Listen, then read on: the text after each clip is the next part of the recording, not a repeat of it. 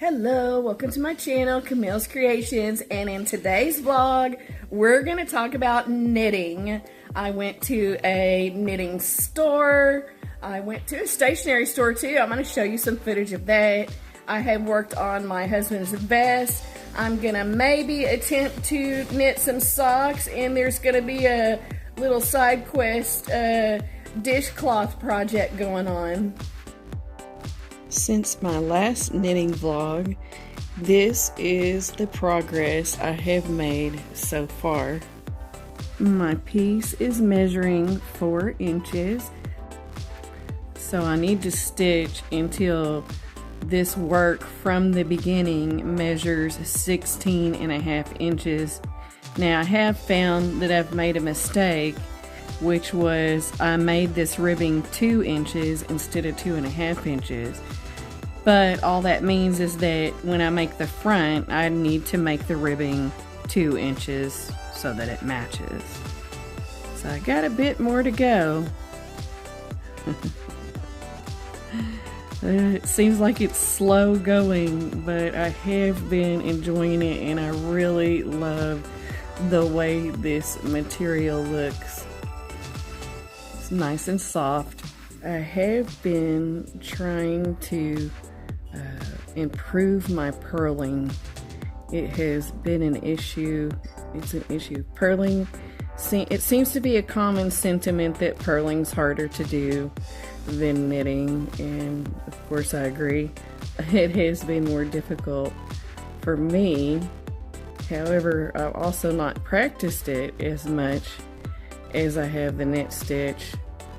So recently I came across someone on YouTube called Nimble Needles. I will link the video below that I watched of his. I watched a video about how to purl faster. He is a continental knitter. Well, he seems to know how to knit all the ways.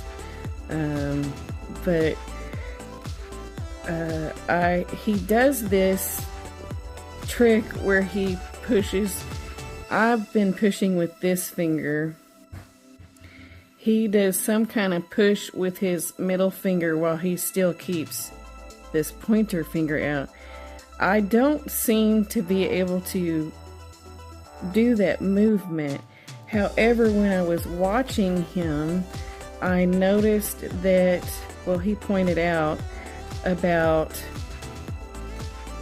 turning these needles like this, right? So it seems like, even though I can't seem to do that middle finger motion that he does, turning, yeah, then I lost it because I'm talking about it, right? Turning these needles more inward has been letting me purl a little bit faster. Now I've lost my groove here. Let me see if I can get it back. Just watch me do this for a second. If I can get my stuff together here. Here we go. I also have this needle has a kink in the bottom of it, and it's catching those stitches, so they're not sliding as well. I think I need maybe a better pair of knitting needles. This was a cheap Temu pair that I bought. I think there might be a difference because I noticed with my Knit Picks Dreams, they seem to be a smoother set. But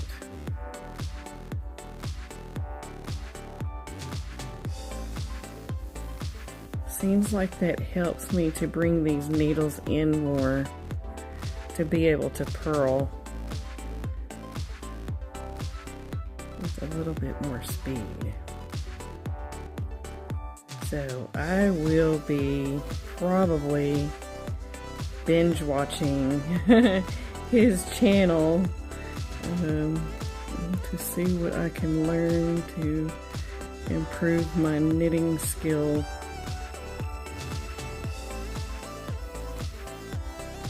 I am purling faster since I started, which, I mean, the goal, right? Let's improve. You're a beginner knitter. You need to improve your skills so that you can move on to more intricate items. At least that's how I feel for myself. I would like to learn some new, I would like to learn all the knitting stitch patterns, right? That's how I've been with crochet. Looks like I'm still a little tight, right? Because I'm having to push, but also that's still catching there at the bottom. So enjoy watching me purl a little bit.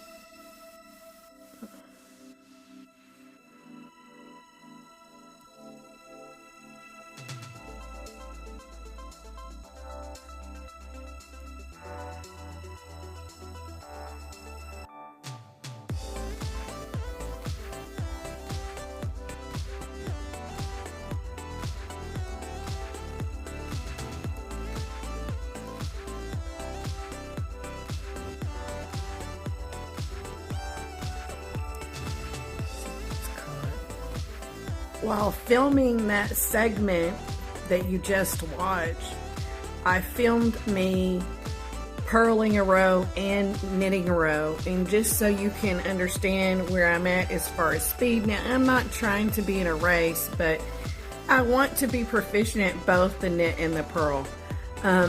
It took me 9.5 minutes to purl a row, and it only took me 5 minutes to knit a row. So I knit twice as fast as I purl at this point in my knitting journey.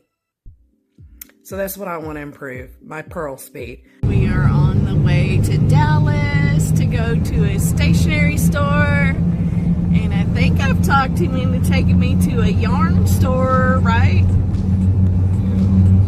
Yeah, I want to see. I don't know, I'm just going to see what they have. Maybe pick up some sock yarn. I know that's weird because I hate that yarn, but I think that I might want to do just like a solid color at first, so we'll see what happens.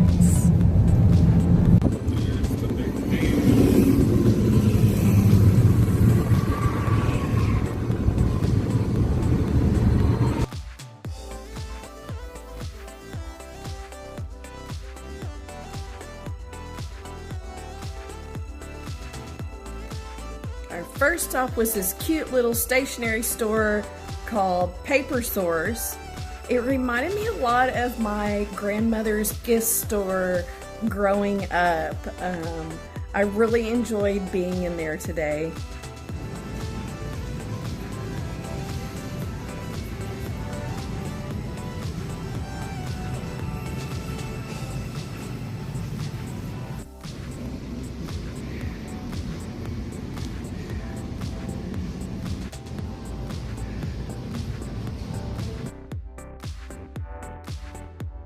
I thought it was interesting that they had these crochet flowers and Woobles kits. Man, those Wooble kits are expensive. It was like $50 for that one I just showed you.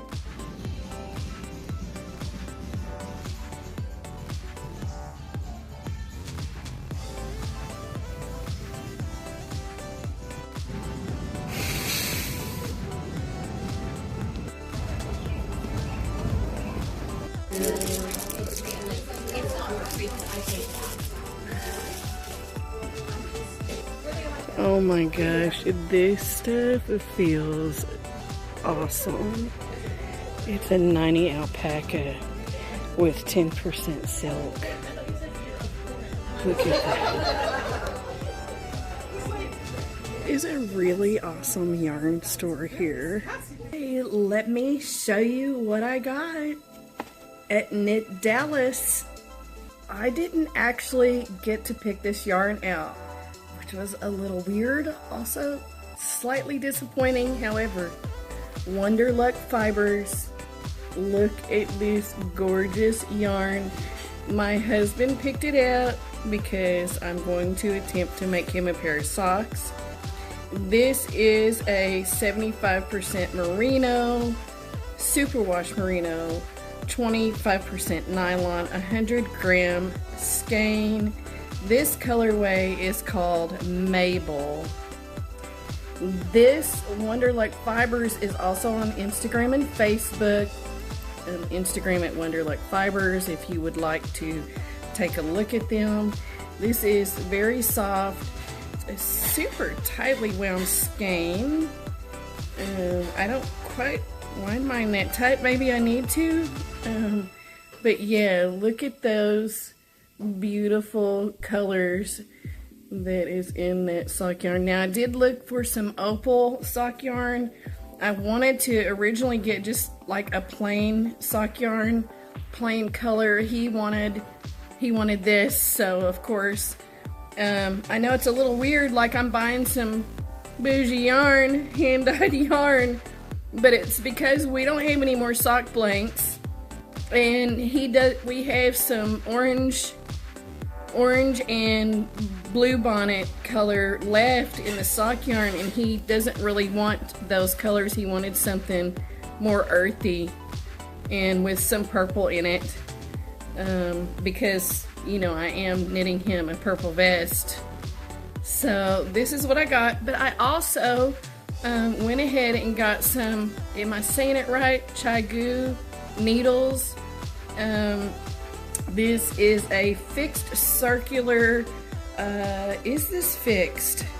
But it is a 9-inch, 23 centimeter US 3, which is 3.25 millimeter circular needle. This was like 12 something, which I was, you know, I thought going into a yarn shop like that, the price would be way higher than buying it off of Amazon, but it's about, I think it's the same price. Maybe I paid a couple dollars more, but you know, I have them now. So there we go.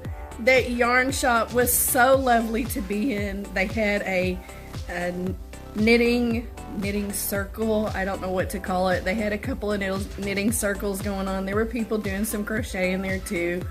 It was a nice little shop. I did also want to look for some Madelinetosh in just like black to match the sport weight Madelinetosh my husband got me a couple years ago that I still haven't done anything with. Hopefully I'm gonna soon change that, but they didn't carry Madelinetosh in there anymore, so you know, that's alright. I guess maybe I'll just have to get some of the similar fiber and dye it myself so I can use that, because I don't want to just use that Madelinetosh. Here's a picture on its own. I want to put it with a solid color maybe.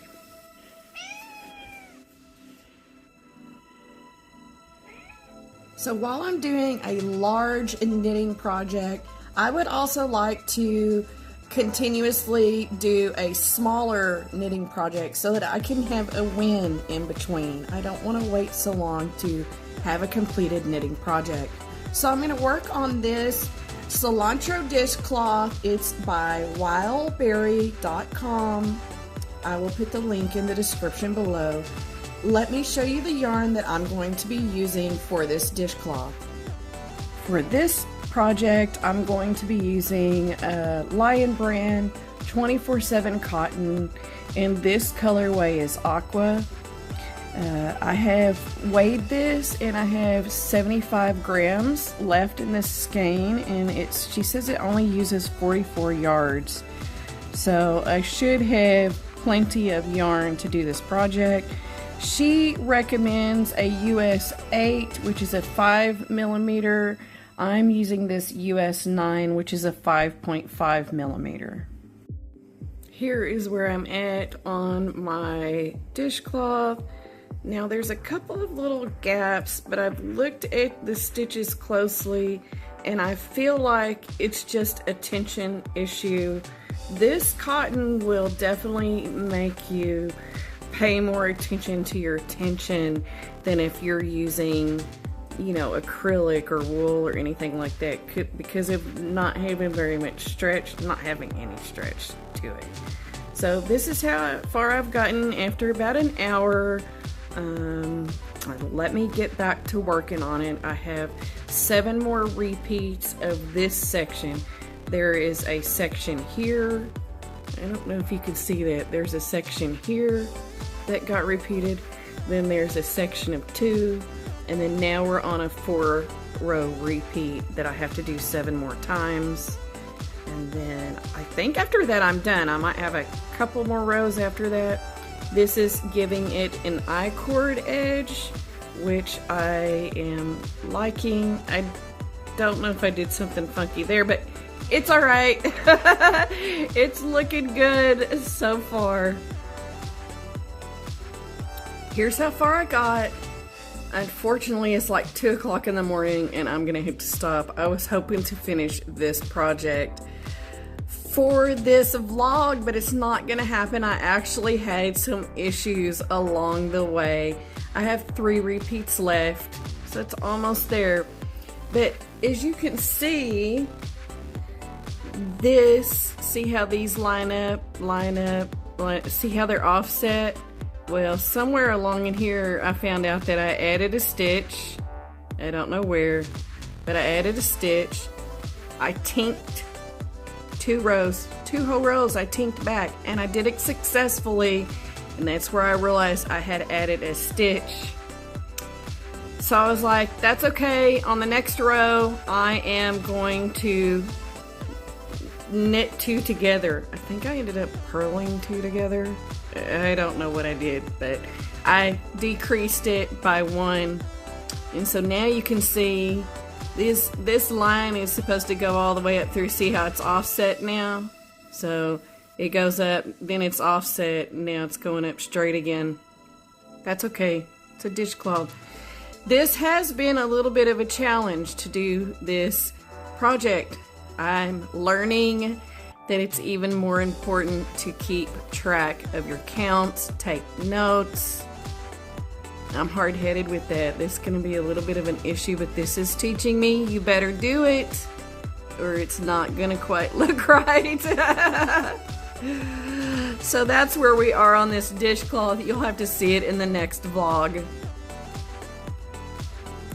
So I made a mistake and I tinked it back, which I was very proud of myself for doing that, but I thought I had fixed it and I moved on and started knitting again. Well, it turns out I didn't quite fix it. So I am going to go ahead and put a lifeline in so that I can continue on.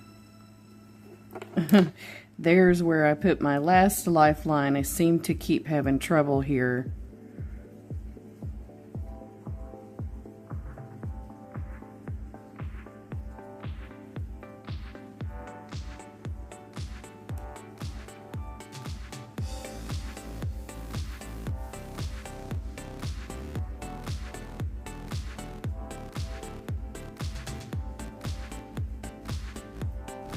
Is that right? I had a little problem with the vest. This is the 3rd time I put a lifeline in. I also didn't quite put the lifeline in correctly, and so this is as far as I've gotten on my project. I have managed to stitch. I'm back at 7 inches. So I think that that's all the stitching you're gonna see on this vest for this video. So to recap my vest, I've managed to put 3 more inches on it. It would have been I would have been like at 10 or 12 inches had I not had the couple of mishaps that I had, but that's okay. I need to give myself some grace. I'm a beginner. It's gonna happen.